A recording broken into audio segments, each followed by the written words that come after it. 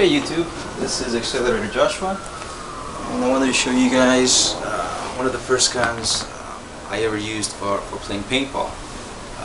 This is the first gun I ever bought, actually. First day of paintball, I went out with the Tippmann rental, of course, but then after that I decided I was going to play, and I decided to buy my own gun. So this is the first gun I ever bought. It's a pretty old gun. It's a JT Accelerator, a 5.0. There was three types. There was the 3.5, which didn't have a board like this one. This one actually has a counter and a couple of a timer and some other kind of nice things about it. No ramping though. It's just a straight semi-auto. And then the 5.0 and the 6.0. The difference between 5.0 and 6.0. The 6.0 actually had regulated air. This one's just a gas through a foregrip. This one I put an expansion chamber because back then, this is about 10, maybe 11 years ago, I was actually using CO2. So that helped a little bit. But the gun itself, I haven't changed pretty much anything on it except for the macro line. Like I said, the expansion chamber and the barrel. This is one of the first Sanchez machine barrels. All of you who've been in the sport for quite a while, you know who Sanchez machine is, and this is one of the first barrels that he made. So, and the funny thing is, even back then, it's strange that Sanchez machine came up with a 679 insert, because these are a two-piece and the back of it is a 679. So can you imagine 10 years ago I was actually using a 679, and even so now 679 just works out really well, even though the paint's actually getting a lot smaller.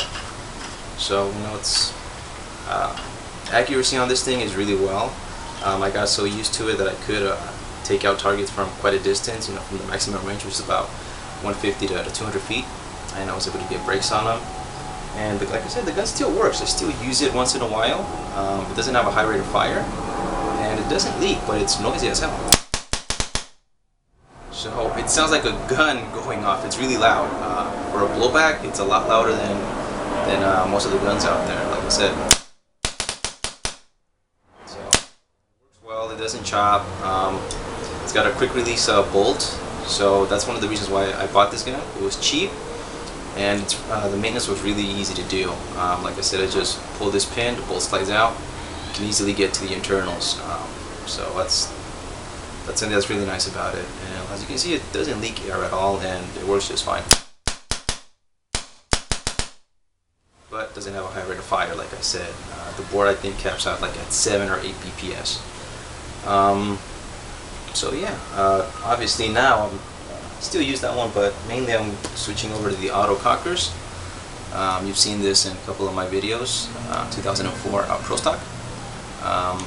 Just like the way they look, you know, there's so much going on when you fire an auto cocker that it just makes it interesting, you know.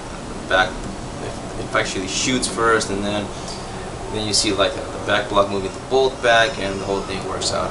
It's a lot of interesting things happening rather than just see the bolt go back and forth. You know, a couple of other things are happening at the same time. So that's one of the reasons why we started using auto cockers lately. This gun is stock, except for the Trinity drop forward. That's something I added on there. I just like to on-off on there. I mean, on-off. It's direct mount. You can see it's a very small profile. Nothing sticking out to the side. And something I did replace was the three-way hoses. Those are brand new. They're clear. Really nice gun. I really like this. Regulated air. And something I acquired about a couple weeks ago was this one also, a red WGP. This looks a little bit older. I've been told this is 2003. I don't know. I'm not sure. Nice thing about it is the trigger. Nice little flame type of trigger. And the grips are really comfortable as well, the die sticky grips. Those are really nice. The ultralight barrel, it came like this. The gun actually came exactly like this, except for the ASA. It had a different, had a drop forward and a little bit different looking thing. This ASA came with the 2004, and I just ended up putting it on here. It looks a little bit better. You know, it's still also a very small profile, as you can see, nothing sticking out to the side. It's just, you know, nothing that's going to get in the way when you're shooting offhand or whatnot. So really nice gun. I really like the way they work and the function and everything. You know, it's just great looking guns. I really like them. And well, I wanted to comment also on all the new players out there. You're not sure what type of gun to get. Don't go and spend a lot of money, because the problem is going to be if you spend $300 or more and you end up not liking something about your gun. Well, when you try to sell it, you're not going to get that money back. You're only going to get about half. So that's something to take into consideration. Like I said, the only thing I bought new when I first started out was the gun. Everything else was used, and even now this was used. That gun was used, and all my other equipment was previously used, except for a mask. That one you don't want to go cheap. You want to buy brand new. Don't get a used mask. But as far as the rest of the equipment, you can get a carbon fiber for, if you can find a carbon fiber tank that's in hydro for about 80 bucks, you should definitely consider buying it rather than spending 150, 140 to get a new tank, especially if it's already hydro, if it's in current hydro. You're gonna save yourself 40 to 50 bucks just there. But before you buy a gun, just make sure you shoulder it, make sure it's comfortable in your hands, so you can just make sure you're comfortable with it, and make sure it's something that you can actually take apart and service yourself.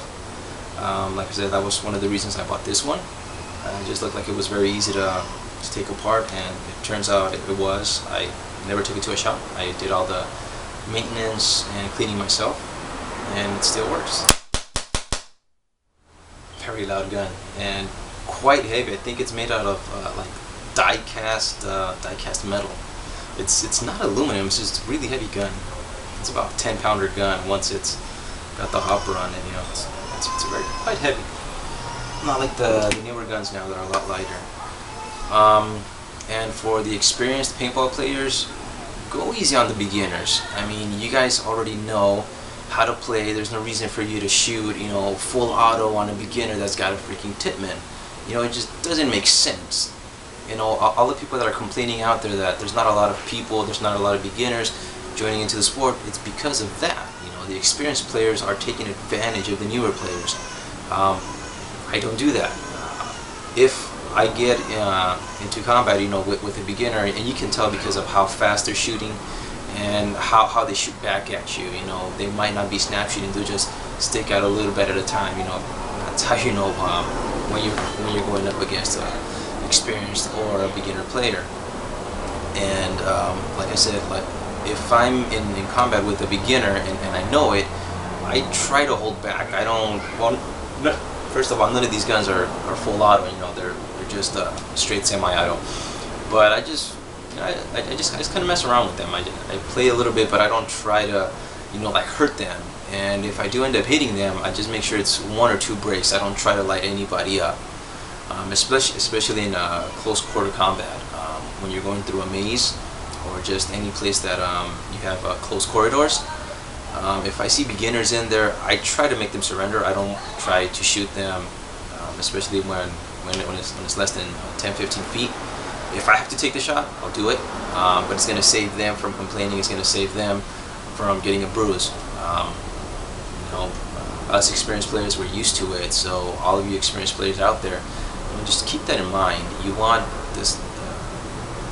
the sport to grow. You don't want to, have it die out. So help out the beginners. Let them follow you for a game or two, or if you can, let them borrow. Let them use your gun for a game. It's going to make them happy, and they're going to have a great experience, and they're going to want to come back to the sport. That's about all I can say. I wanted to show you guys my first gun, and yes, it's still functional. Like I said, it's over 10 years old. Exactly how old, I don't know. I'm guessing it's about 12 years old. So, but yeah, any questions or any comments or anything like that, go ahead and post them up, and I'll talk to you guys later. Bye.